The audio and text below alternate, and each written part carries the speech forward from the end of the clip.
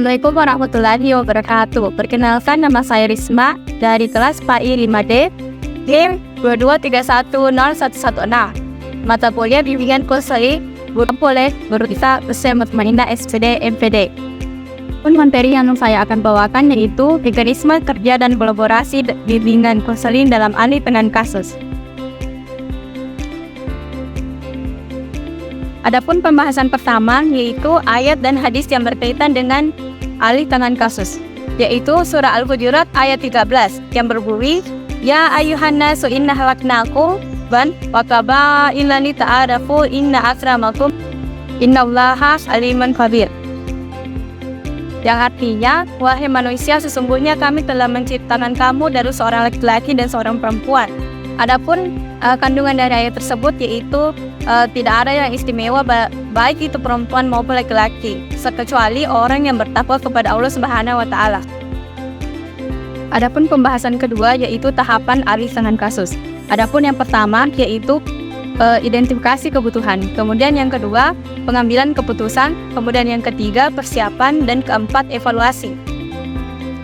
Adapun yang dimaksud dengan identifikasi kebutuhan yaitu di mana konselor sekolah melakukan umpan balik terhadap permasalahan yang dihadapi oleh peserta didik.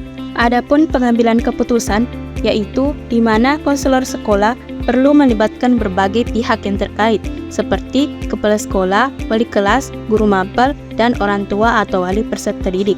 Persiapan yaitu seorang konselor sekolah perlu melakukan beberapa langkah seperti pemilihan pihak yang akan menangani kasus, kemudian penyiapan dokumen, kemudian koordinasi dengan pihak yang terkait, kemudian persiapan peserta didik, dan melakukan penjadwalan, monitoring atau evaluasi, yaitu meskipun tanggung jawab penanganan kasus telah dialihkan, sebagai konselor sekolah masih memiliki peran penting dalam memantau perkembangan kasus dan mengevaluasi efektivitas alih tangan kasus. Tutupan kasus, yaitu dilakukan ketika tujuan penanganan telah mencapai atau ketika dipandang tidak ada lagi intervensi yang diperlukan.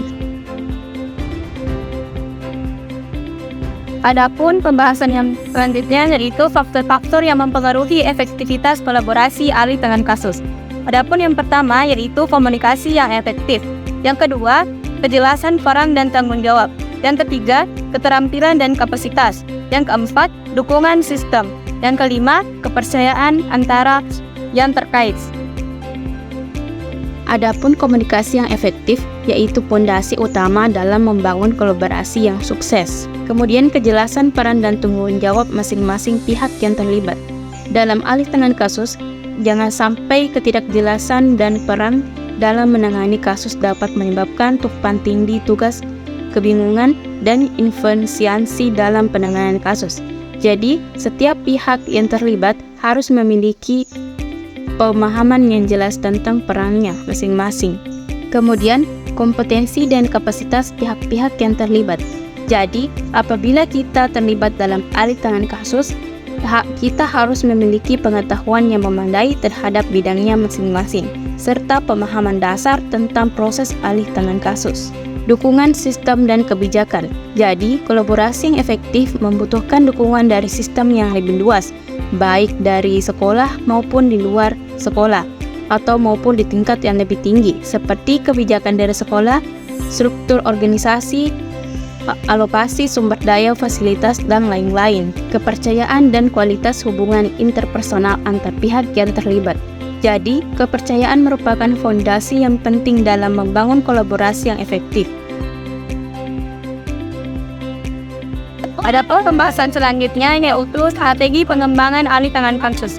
Adapun yang pertama yaitu menyusun kerangka kerja. Dan kedua, implementasi informasi. Yang ketiga, pengembangan kapasitas sumber daya. Yang keempat, pengembangan jaringan kolaborasi. Yang kelima, pengembangan sosial masyarakat. Dan yang terakhir adalah implementasi atau evaluasi. Menyusun kerangka kerja yang komprehensif. Kerangka kerja ini akan menjadi panduan utama dalam pelaksanaan alih tangan kasus. Implementasi sistem informasi yang terintegrasi. Sistem informasi ini akan memfasilitasi pengolahan data, komunikasi antar pihak, dan pemanfaatan perkembangan kasus secara real time. Pengembangan kapasitas sumber daya manusia yang terlibat dalam sistem alih tangan kasus ini mencakup peningkatan kompetensi konselor sekolah, guru, dan pihak-pihak yang terlibat di pengembangan jaringan kolaborasi dengan pihak eksternal. Ini penting untuk memastikan bahwa sekolah memiliki akses sumber daya dan keahlian yang diperlukan dalam penanganan berbagai jenis kasus. Implementasi atau evaluasi yang komprehensif. Sistem ini penting untuk memastikan efektivitas yang berkelanjutan sistem alih tangan kasus. Pengembangan budaya organisasi.